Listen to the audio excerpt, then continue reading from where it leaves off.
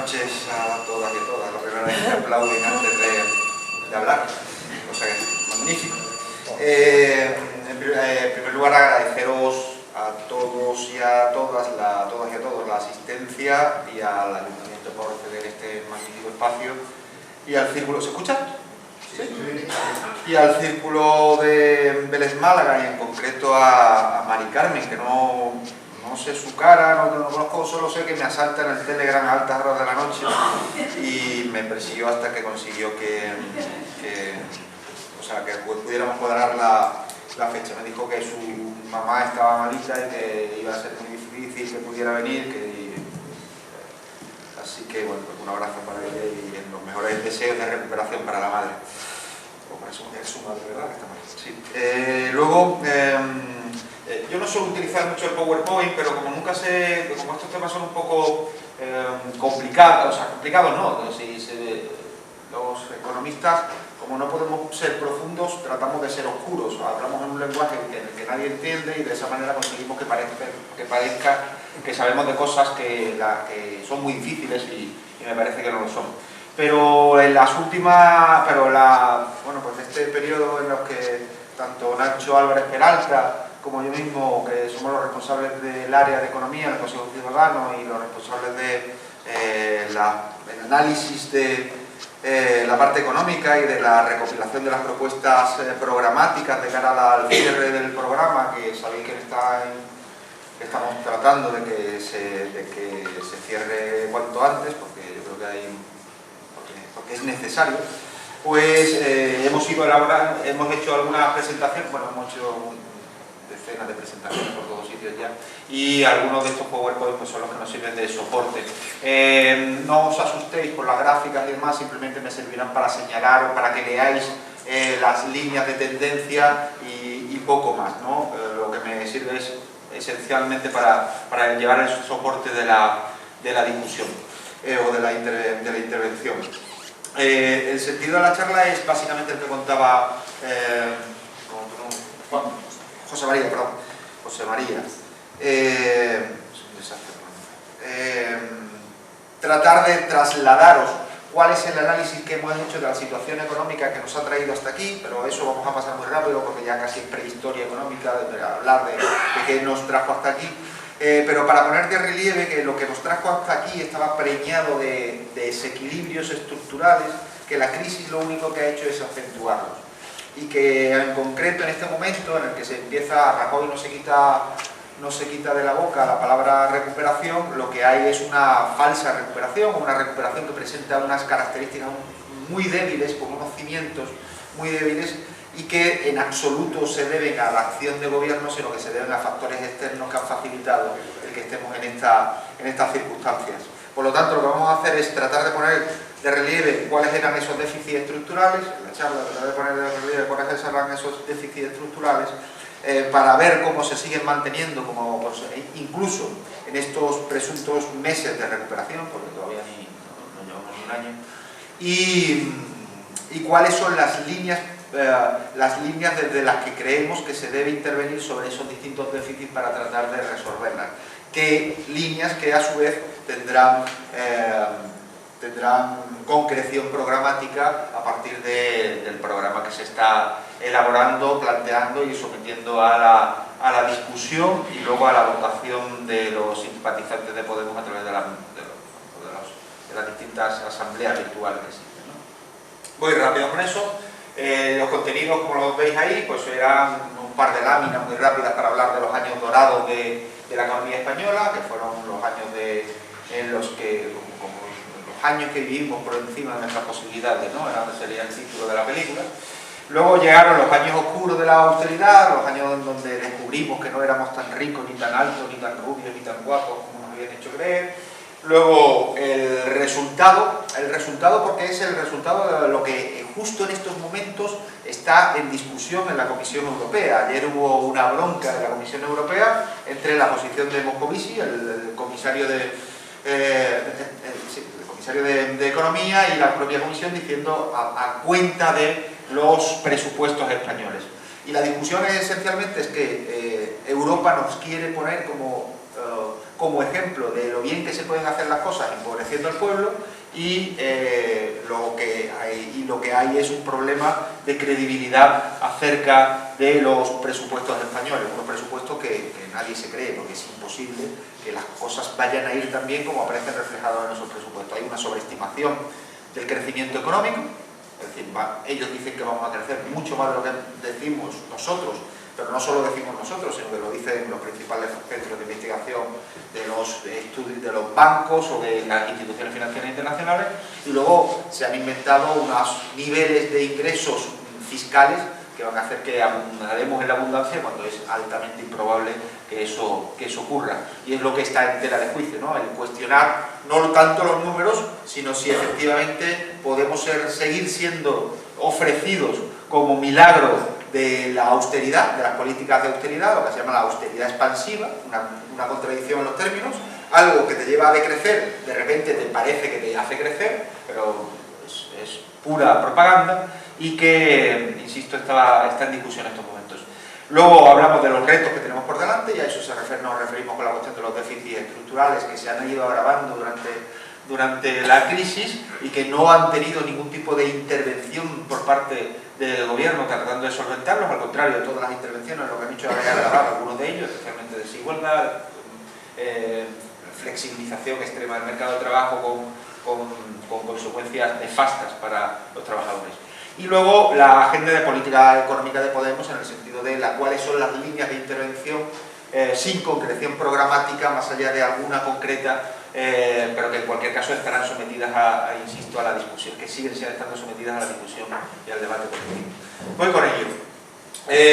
Intento ser, no sé cuánto tiempo me das, 30 minutos máximo, y así lo dejamos abierto al debate y lo demás. Pues los años dorados de la economía española, ahí los tenéis. Básicamente son los años en los que la economía española, que es esta... Disculpad porque muchas de las gráficas están en inglés, pero como son hechas presentaciones para espacios multilingüísticos, pues muchas de las gráficas las hemos mantenido en inglés. España crecía por en promedio, la tasa de crecimiento anual del Producto Interior Bruto, que sabéis que es la magnitud con la que más o menos medimos cómo crece una economía, pues creció al 3,5% entre los años 2000 a 2007.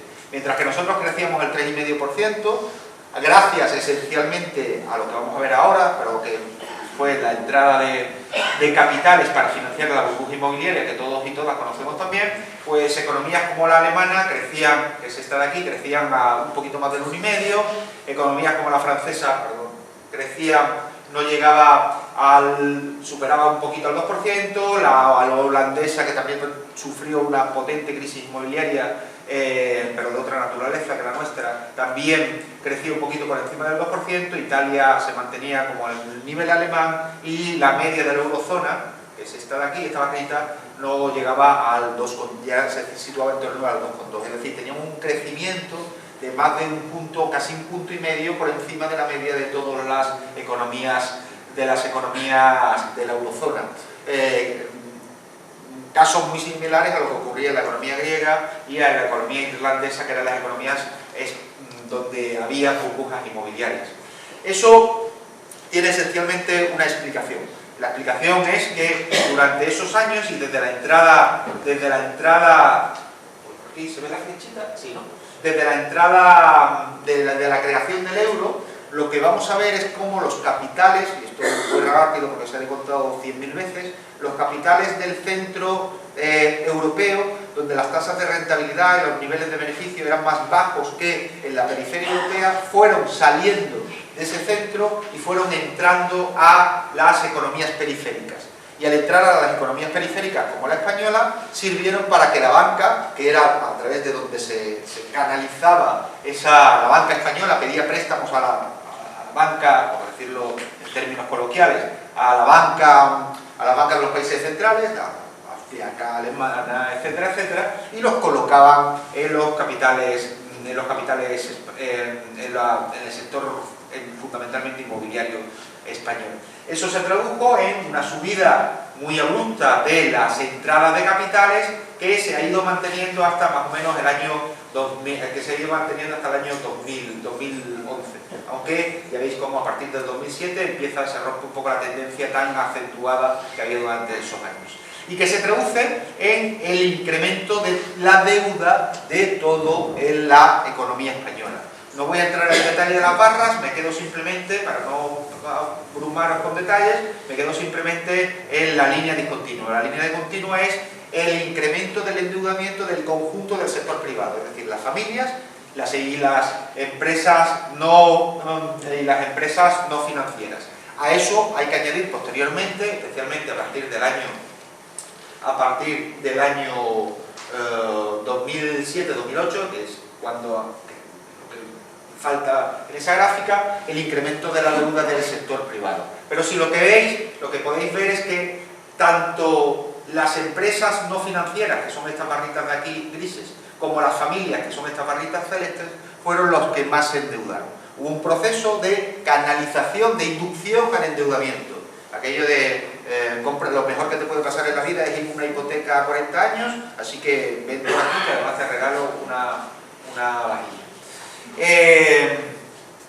Y ahí lo vemos perfectamente cómo la estructura productiva al conjunto de la Unión Europea se divide radicalmente ya entre dos tipos de economía.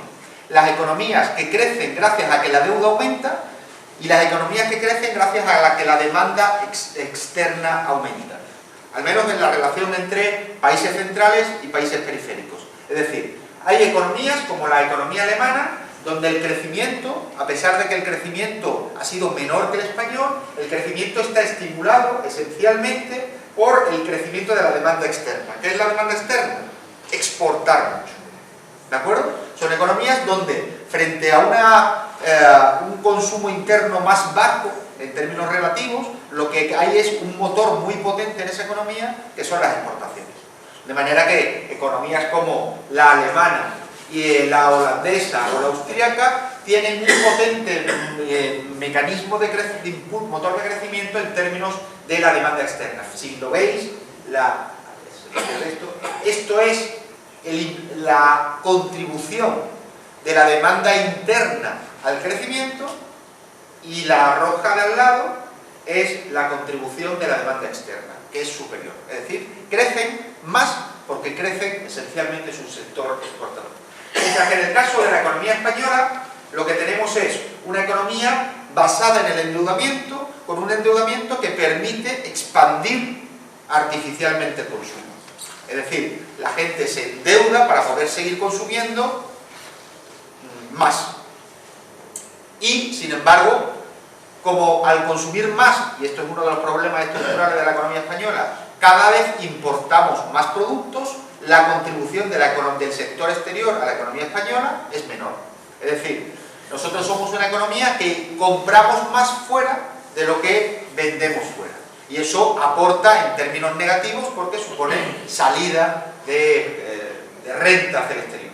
Lo veis aquí. Esta es la economía española, la aportación de la demanda interna al crecimiento es toda esta, y la aportación de la economía externa es negativa, es decir, que es como consecuencia de los elevados niveles de importación.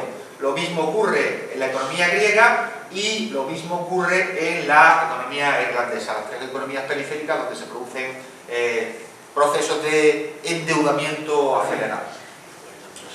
Todo eso tuvo un momento de crisis en el año 2007, 2008, ya hago pasos temporales, mitad de 2007, mitad de 2008, donde las economías se hunden. El conjunto de la economía, como consecuencia de la crisis financiera internacional, cae y empieza la caída de las economías periféricas basadas en el endeudamiento. ¿Por qué? Lo sabéis todos también, se ha dicho 50.000 veces.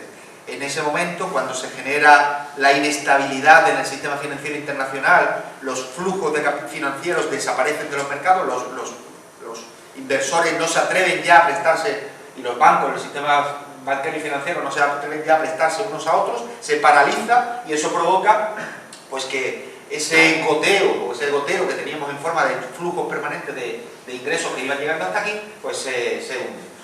Sobre eso no os voy a contar nada, solo estas dos gráficas, donde lo que vemos es pues, el hundimiento de la economía española, que es la línea negra, hasta el año 2009 hay un proceso de repunte y a partir del año 2012 volvemos a tener un proceso de crecimiento que en la lámina a continuación veremos cómo se frena, se ve mejor en la siguiente. Y luego lo que tenemos al mismo tiempo es un incremento de los desempleos que, si veis, ha sido mucho más intenso, tanto en pendiente como en magnitud, en el caso de la economía española que en el caso de la economía griega, con una diferencia fundamental, que aquí la caída máxima del producto en términos agregados, la caída máxima del Producto Interior Bruto, de la riqueza de la economía, fue del 8%.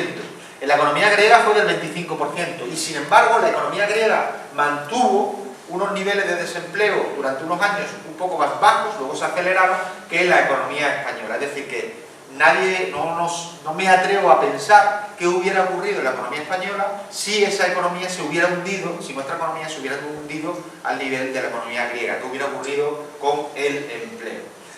Y de repente, pues, tras ese hundimiento del año 2008, está en la variación anual del Producto Interior Bruto, tras ese hundimiento del año 2008-2009, donde hay años en los que caemos hasta unas tasas del menos 4%, pues hay una leve recuperación en 2010, 2011 y volvemos a caer hasta el año 2013. Y de repente, a partir del primer cuatrimestre del 2014, es decir, hace un año y medio más o menos, empezamos un proceso de recuperación económica que el gobierno del Partido Popular se quiere esencialmente atribuir y ahora veremos cuáles son los elementos en los que cuestionan esa atribución, ¿no?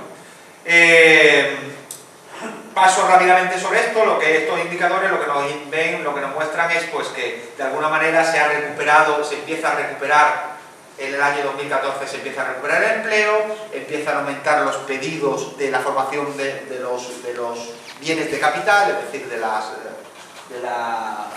los bienes que se utilizan para la producción, a pesar de que la economía española sigue con un capital ocioso, es decir, que hay capital instalado que no se está utilizando por encima del 75%, por encima del 25%, el instalado y usado está por encima del 75%. Hay un leve crecimiento del empleo, una leve reducción del desempleo. Nadie habla de los exiliados, los inmigrantes económicos, nadie habla de los inactivos, es decir, porque otro de los fenómenos que está latente detrás de eso es que la gente que no encuentra empleo deja de buscar empleo y de repente desaparece de la población activa y desaparece de la condición de desempleado. Es decir, si yo le pregunto a José María, soy encuestador del INE, del Instituto Nacional de Estadística, y voy a hacer la encuesta de la EPA, y le pregunto, oye, durante la última semana has estado buscando empleo, y me dice que no, ya no busca porque se encuentra desanimado, inmediatamente él desaparece de la categoría de desempleado y pasa a ser de la categoría de inactivo, y un activo ya se elimina de la población activa. Eso también se ha eliminado. Tampoco se está teniendo en cuenta. Y luego el sistema bancario, que empieza a dar préstamos, empieza a recuperar la actividad en el sector financiero, ¿no? a recuperarse la actividad en el sector financiero, a dar préstamos.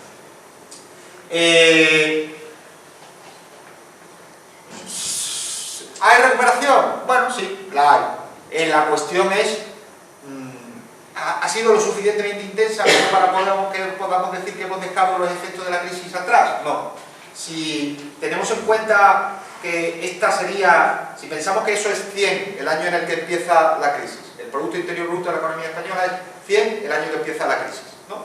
Y lo que vemos es una caída hasta 92, lo que os decía antes, en el año 2013. Es decir, que en el año 2013 la economía española se había hundido 8 puntos. Y a partir de ahí empieza a recuperarse y ahora estamos en 96. Es decir, hemos recuperado 4 puntos. Pero seguimos aún a la mitad del Producto Interior Bruto que teníamos antes de la crisis. ¿Se entiende eso? ¿No? Es decir, de todo lo que hemos caído, no hemos recuperado nada más que la mitad. Es decir, que seguimos en una senda que nos va a llevar todavía años volver a los niveles de Producto Interior Bruto. Y ya no entro en detalles de cómo se distribuye ese crecimiento, porque ese es otro problema. Y luego, si ya nos vamos al empleo, pues ya veis la situación. Es decir, en el año 2008 había en torno a 20 millones, 700.000 empleos más o menos, y en estos momentos no hemos llegado todavía a los 18 millones. Es decir, que hay 2 millones de desempleados que todavía han desaparecido, más lo que os digo, exiliados, inactivos, que ya no se consideran. Por lo tanto, ¿qué es lo que planteamos ahí? Pues que básicamente, si seguimos la misma tendencia, aunque siguiéramos como la recuperación, vamos a tardar 10 años, más o menos, si seguimos con esta senda de recuperación, en volver a los niveles del año 2008. Es decir, vamos a pasar por una década perdida en lo económico y en lo social, sin tener en cuenta, insisto, que durante esos 10 años, al margen de las grandes cifras, se está produciendo una reestructuración al interior de esas grandes cifras. Es decir, que una cosa es lo macro y la recuperación de lo macro, y otra cosa es lo micro y la situación de lo micro. La situación de cada una de las personas que ha sido golpeada con mayor o por menor intensidad con la crisis, ¿no? ¿Por qué decimos que el crecimiento además es débil y tiene una base muy frágil? Porque los impulsos de ese crecimiento son de una doble naturaleza, unos que vienen de fuera y otros que vienen de dentro, pero los que vienen de dentro además erosionan la capacidad de recuperación, incluso en lo micro y en lo macro, de la economía española. Desde fuera, ¿qué es lo que nos está permitiendo crecer en estos años? Tres cosas fundamentalmente. La caída de los precios del petróleo, encontramos en unos niveles históricamente bajos del nivel del precio del petróleo y con tendencia incluso en estos momentos a seguir cayendo, con lo cual caída de los precios del petróleo, más caída del precio de las materias primas y, como acaba de poner el relieve el Fondo Monetario Internacional antes de ayer, vamos a un año en que los países emergentes, que se suponía que eran esos países que iban a tirar de nosotros para recuperarnos de la crisis, pues se enfrentan a una ralentización, cuando no a un decrecimiento o una caída, como en el caso de Brasil, y pues no esperemos nada de las posibilidades de ese entorno, ¿no?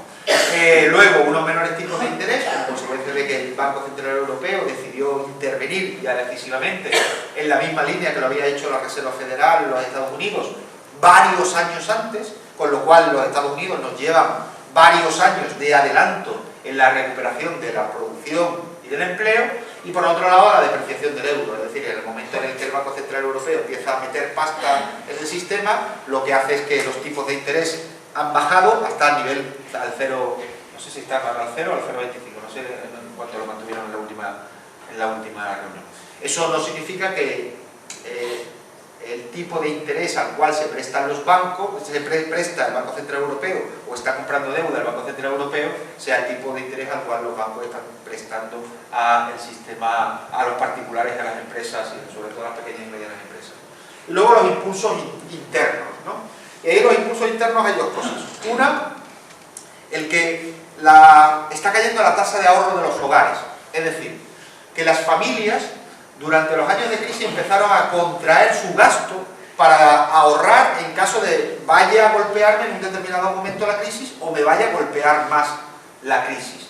Y lo que estamos viendo es que bajo esta propaganda continua e incentivada de esto ya ha pasado, vuelvan a comprar porque es lo mejor que pueden hacer para lo más patriótico que puedan hacer en estos momentos, están volviendo a caer su tasa de ahorro y probablemente eso mina las posibilidades de financiación interna de la economía española.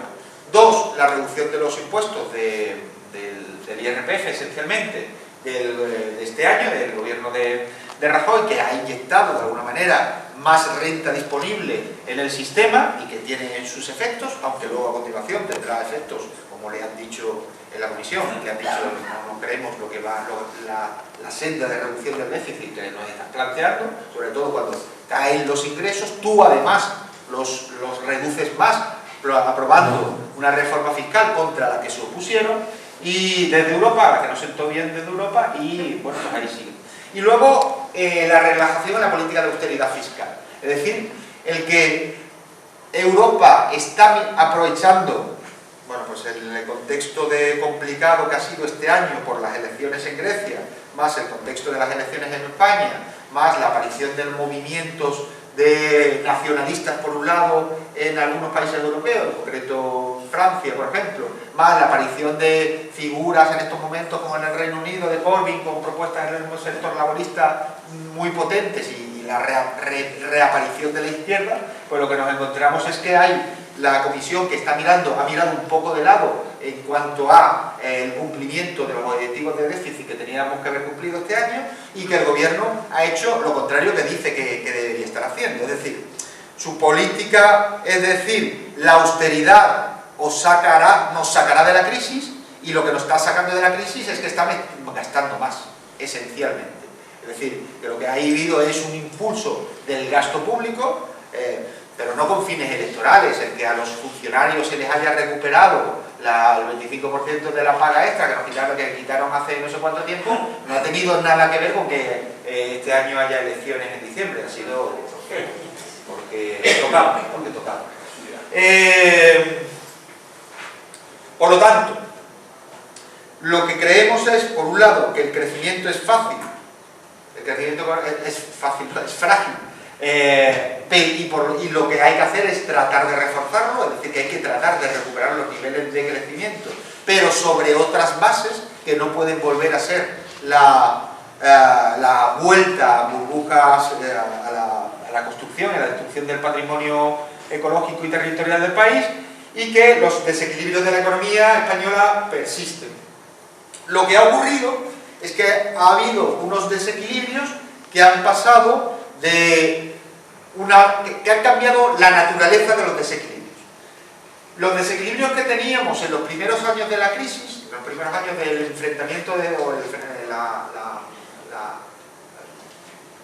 los primeros años en los que Zapatero trata de hacer frente a la crisis, es un déficit fiscal, es decir, que el Estado trató, como consecuencia de que cayeron los ingresos, y Zapatero pensaba que la crisis era cosa de 2 días, y trató de estimular el gasto a través de ese magnífico programa del Plan E o aquello, donde llenaron las calles de no sé qué sabe qué.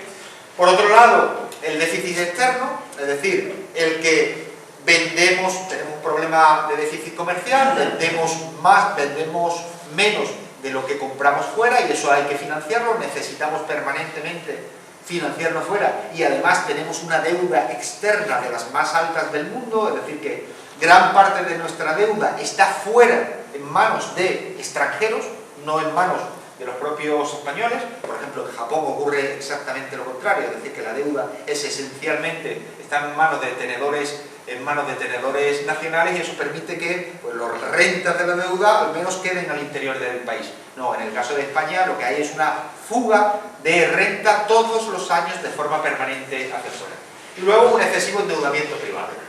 ¿Se han resuelto esos desequilibrios con la política económica de Zapatero y luego con la política económica del Partido Popular? No. Lo que ha hecho es que los desequilibrios se han desplazado, se les ha pegado una patada hacia adelante, algunos de ellos, déficit fiscal, al déficit externo, es un balón a seguir, y lo que han aparecido son nuevos déficits estructurales y mucho más profundos de corregir, porque son déficits que requieren de otro modelo productivo y de otra forma de entender las relaciones laborales y otra forma de redistribuir los réditos del crecimiento.